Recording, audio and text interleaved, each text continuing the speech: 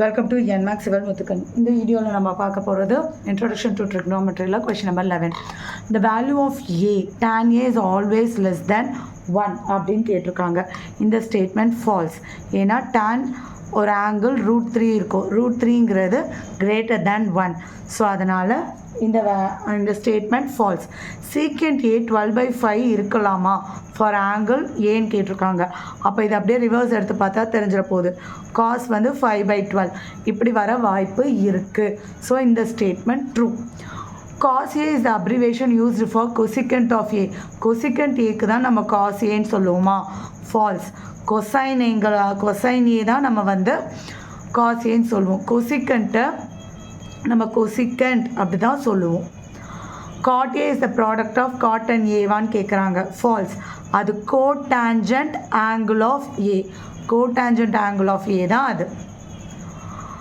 sin theta is equal to 4/3 for some angle of theta சொல்லியிருக்காங்க. இது வந்து sin theta less than 1 தான் இருக்கும். ஏன்னா நமக்கு வந்து ஆப்போசிட் பை ஹைப்போட்டனஸ்ன்னு போடுவோம். ஸோ நம்மளோட டினாமினேட்டர் வந்து நியூமரேட்டரை விட பெருசாக இருக்கணும்.